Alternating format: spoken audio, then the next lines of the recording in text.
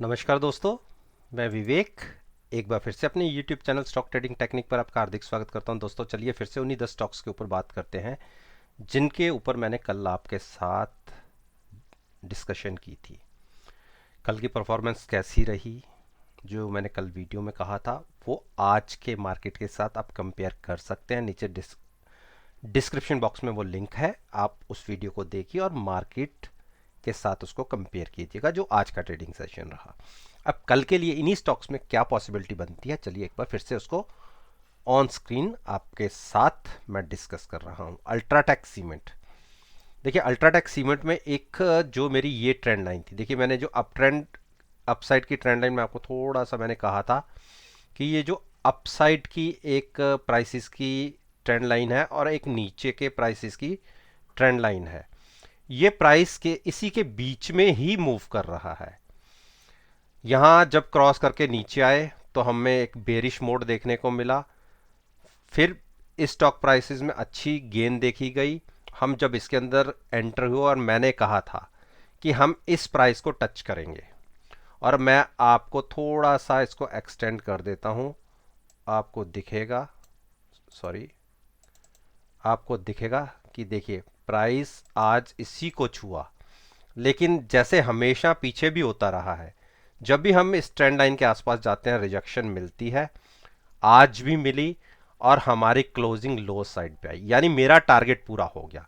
मैंने 540 का टारगेट दिया था, और आप मेरी पिछली वीडियोस कोई भी उठा के देख लीजिए, केवल 4 ट्रेडिंग सेशन में हमने 300 पॉइंट्स गेन किया, और यहां से ऊपर मुझे प्राइस नहीं लगता था और वहीं से रिजेक्शन देखने को मिली, और वहां से तकरीबन प्राइस 150 पॉइंट्स नीचे क्लोज हुआ। 4400 के आसपास की क्लोजिंग आई है, हाई 4550 का लगा। और अब यहां से क्या पॉसिबिलिटी बनती है, क्या यहां से बाय करके चलना चाहिए? देखिए हम आरएसआई के अकॉर्डिंगली ओवर बॉट हो चुके हैं, तो यहां से और करेक्शन मैं उम्मीद कर रहा हूं। हम इस ट्रेंड लाइन तक एक बार गिर सकते हैं, यानी यहां से फर्दर 120 पॉइंट्स की एक डाउनसाइड की मूवमेंट देखनी मिल सकती है। कल के लिए ट्रेडिंग स्ट्रेटजी कैसी रहेगी वो मैं आपसे डिस्कस करता हूं। नो डाउट स्टॉक का प्राइस अप ट्रेंड में है, मैं अभी भी कहता हूं कि अप ट्रेंड में है, लेकिन आरएसआई ओवर बॉट है। ओवर बॉट होने की वजह से एक करेक्शन की बिल्कुल उम्मीद होती है जो 95% कंफर्म होती है। आज हमें कंफर्मेशन मिली है। कल के दिन में हम जो आज का, आप ये मान लीजिए जो ओपनिंग प्राइस था उससे भी 25-30 पॉइंट ऊपर ले लीजिए, 440 का स्टॉप लॉस लेके अगर आज कल के दिन में हम आज की क्लोजिंग से नीचे ओपन होते हैं, कंडीशन ये है कि नीचे ओपन होना है, उस केस में आपको 15 से 20 मिनट देखने हैं। 4440 का स्टॉप लॉस लेके आप शॉर्ट में बैठिए, टारगेट होगा 4280 का, यहां तक हम संभल सकते हैं। तो बिल्कुल बाइंग में का पोजीशन मत लीजिएगा, शॉर्ट का बनता है, जिसको शॉर्ट की पोजीशन में ट्रेड नहीं लेना वो बिल्कुल साइड वाइज होकर बैठ सकता है, तो बाइंग तो कम से कम मत कीजिएगा। अब हम बात करते हैं गैस अथॉरिटी। देखिए गैस अथॉरिटी जो एक नीचे का प्राइस है मेरा 81 के आसपास का, उसको ब्रेक नहीं कर रहा। गेल की बात कर रहा हूं जो रिसेंटली पीछे के 82 के लो थे, उसी के आसपास प्राइस बार बार जाता है और वहीं से एक बाउंस लेता है। मेरा आपसे कहना है कि हम इतनी मार्केट, इतना प्राइस गिर चुका है, यहां से फर्दर और शॉर्ट पोजीशन क्रिएट नहीं करेंगे इनके अंदर, लेकिन बाइंग हम करेंगे अगर क्लोजिंग बेसिस पे 86 का प्राइस मिल जाता है। कोशिश 86 पे करना शुरू कर देंगे, लेकिन कंफर्मेशन हमें 88 पे मिल जाएगी। इन प्राइसेस में ना तो मैं शॉर्ट करूंगा ना बाय करूंगा, आप उसी हिसाब से देख सकते हैं। टाटा मोटर्स में मैंने जैसे अपनी मेरी पिछली 3 वीडियोस देख लीजिए, 3 से 4 बार जब प्राइस यहां से नीचे गिरा तो मैंने एक शॉर्ट पोजीशन के लिए बोला था, और मैंने बोला था कि हम शायद 138 या 137 तक गिर सकते हैं। देखिए मेरे सारे प्राइसेस देखने को मिल गए, टारगेट्स देखने को मिल गए। 4 के आसपास की क्लोजिंग है। अब एक क्रूशल प्राइस रह जाता है केवल नीचे की तरफ 132 का। अगर ये भी नीचे की तरफ निकल जाता है तो आप 126 और 121 के टारगेट भी देख सकते हैं। देखिए अब कंफर्मेशन मिली हुई है कि आप इसमें शॉर्ट पोजीशन क्रिएट कर सकते हैं। आप यहां से देखिए MACD भी हमें कल तो कंफर्म कर ही देगा कि आप इसमें शॉर्ट पोजीशन ले सकते हैं, लेकिन मैंने आपसे पहले ही बात कर ली कि हम इसमें शॉर्ट पोजीशन ले सकते हैं। देखिए DMI ने तो ऑलरेडी कंफर्म कर दिया है, तो शॉर्ट पोजीशन बनती है, बाइंग बिल्कुल नहीं बनती। UPL देखिए UPL बहुत ही कोशिश कर रहा है एक क्लोजिंग देने की 515 के ऊपर। देखिए इस प्राइस के ऊपर क्लोजिंग हमें नहीं मिल पा रही। आज की क्लोजिंग तो वैसे भी नेगेटिव साइड पे है, तो आप एक काम कर सकते हैं, 5-1 का स्टॉप लॉस लेके 517, थोड़ा सा मैं ऊपर के स्टॉप लॉस की बात कर रहा हूं, आप शॉर्ट में पोजीशन ले सकते हैं 495 के टारगेट के लिए। मैं यहाँ पे, हाँ 495 का टारगेट बनता है।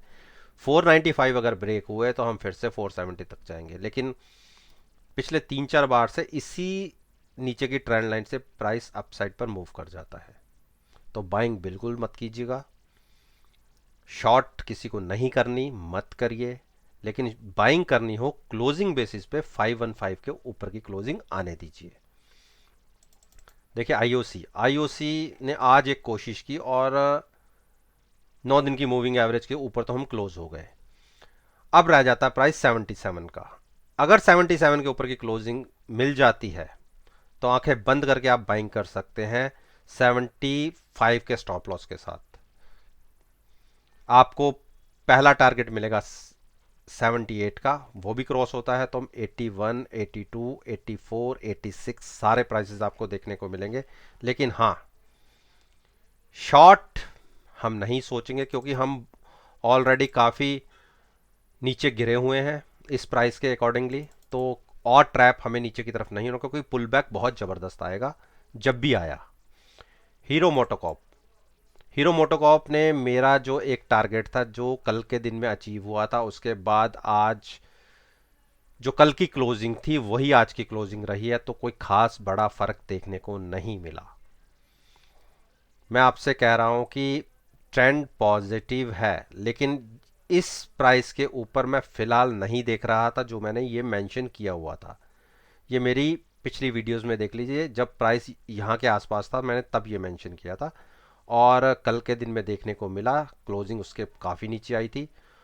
अब भी किसी को अगर कोई ट्रेड लेना है तो 3350 का स्टॉप लॉस लेके, जहां पे आज क्लोजिंग मिली है इसके नीचे की ओपनिंग मिलती है तो बिल्कुल आप शॉर्ट कर सकते हैं।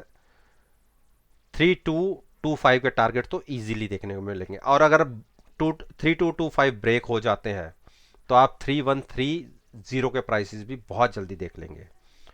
तो बाइंग हम सोचेंगे 3360 के ऊपर जाके अगर क्लोजिंग मिलती है तो।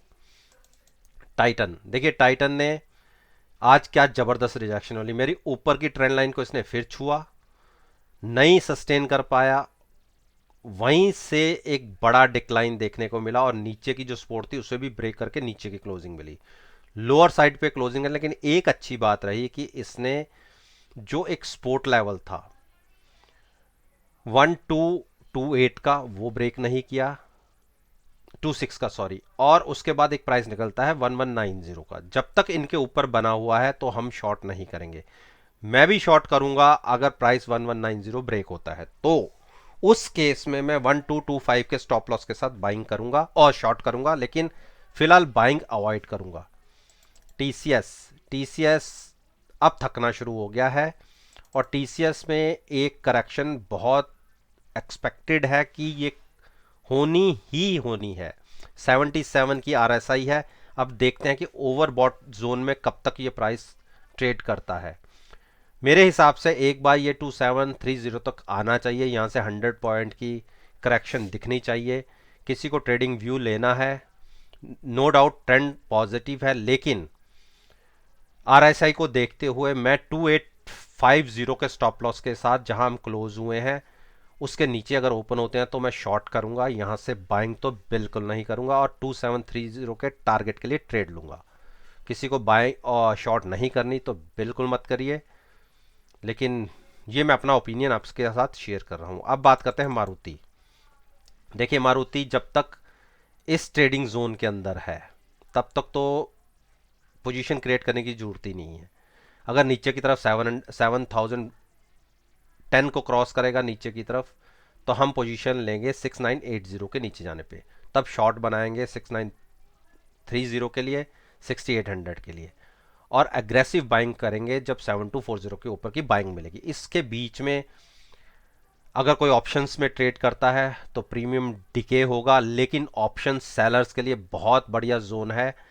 ऑप्शन सेलर्स ऐसे टाइम पर सेल करके चल सकता है जब कंसोलिडेट हो रहा हो प्राइस।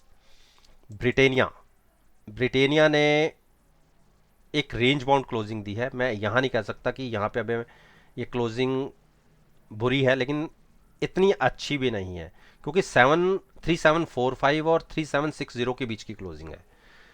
हमें क्लोजिंग चाहिए 3780 के ऊपर, तब उस केस में हम 3750 का स्टॉप लॉस लेके बाइंग करेंगे, और शॉर्ट हम करेंगे जब प्राइस नीचे 3740 को ब्रेक करेगा। उसके बीच में कोई ट्रेडिंग स्ट्रेटजी नहीं बनती।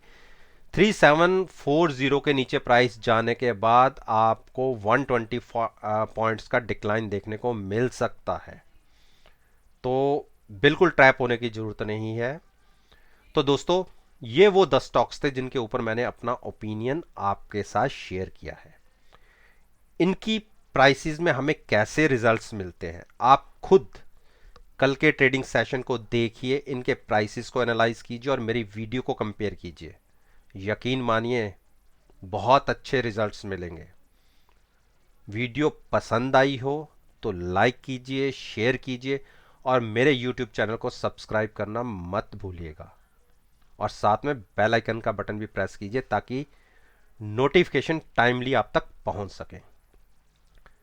तो इसी बात के साथ मैं आपसे विदा लेता हूं और एक नई वीडियो के साथ फिर से आपके सामने आऊंगा। तब तक के लिए धन्यवाद। Take care and have a nice day.